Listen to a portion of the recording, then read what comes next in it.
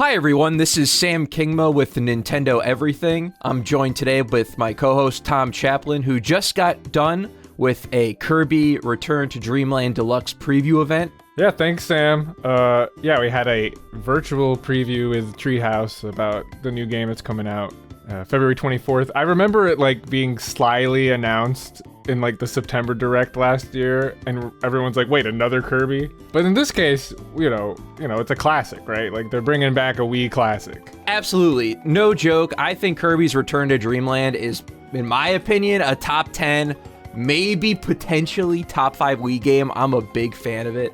If you are a fan of the Kirby games on 3DS, like Triple Deluxe or Planet Robobot, that style of the more modern 2D Kirby game starts with Return to Dreamland on Wii.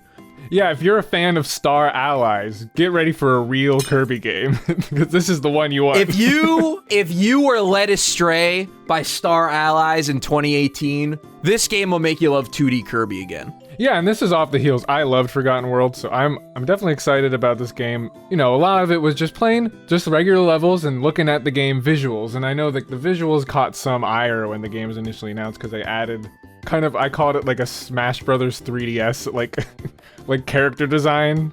They redesigned King Dedede. Thick outlines. And then they get the thick outlines, and they're a little cel-shaded too, the main characters that you play with. And it is a 4-player co-op crazy game, and so I get the reason, especially if you're playing 4-player co-op portably, which I don't think anyone should do, but... And also too, if you're playing too on the small switched screen, the black outlines for not only the characters, but also the enemies and hazards are just much easier to spot. At first, that was a change I was not a fan of, but actually seeing some more gameplay of it, not compressed on YouTube.com, I actually think it looks quite nice.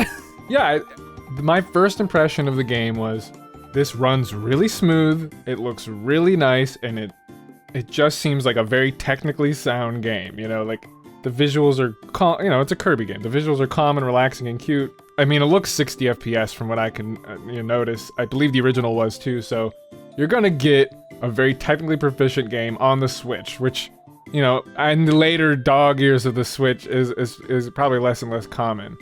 It's a rarity. Yeah. What did you think of some of the new content in this deluxe edition of the game?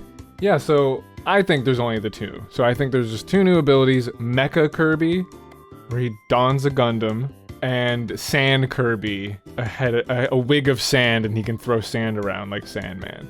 They actually showed quite a bit of a gameplay of Sand Kirby in the preview, and he looks pretty fun. He's able to throw sand balls up and down. It's a cute power. I'm actually shocked it's taken us this long to get sand.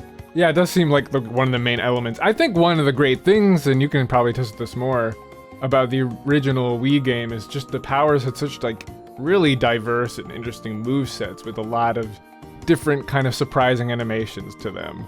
And I want to highlight Mecha as an exceedingly good example of that. I mean, the Mecha had every kit, it was kitted out. You could drop bombs, you could shoot a laser gun, there was missiles, there was a wide variety to the Mecha moveset that legitimately looked really fun to play, and I would definitely welcome Mecha. I mean, I thought it was going to be a Robobot clone power up, but it does different stuff, and overall I'm glad it's I hope it becomes a staple.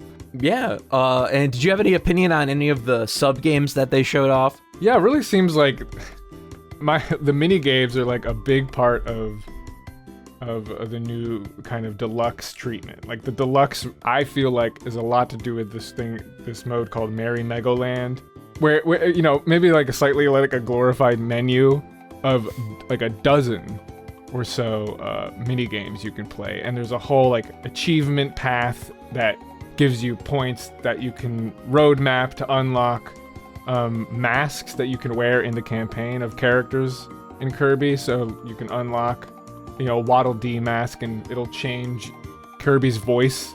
It doesn't add any gameplay benefit, at least what they showed us. And they support touchscreen controls. If there's motion controls, you can supplement them with touchscreen, which I thought actually is a really neat way to get some old school, one of the main one they showed out is the Gunslinger carnival game where you're shooting And you can use the Joy-Con's gyro to like aim at the wooden cowboys to shoot them down, right?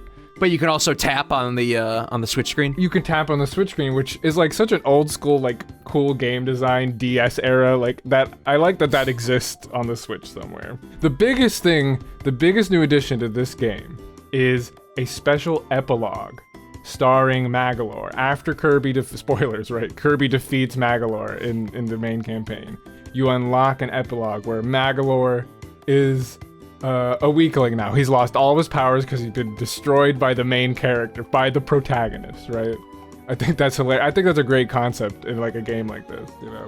And what they showed was like, he plays differently. He's not Kirby. Like, he can't jump infinitely. He has like as it was explained to me, like a Mega Man style control setup where you like a lot of jump and shoot, you know? And that's like something that you unlock after the game that is brand new and adds a bit more to the package of a game that essentially, you know, a remaster of a Wii game from 10 or so years ago. Yeah, well, thank you very much for breaking it down for us, Tom. Game looks pretty great. Excited to check it out for myself on the 24th of February. Yeah, it's a classic. It's an all-time Kirby classic, and there's something about a good classic 2D platformer beat 'em up that you can't beat these days. So yeah, it's definitely something worth checking out.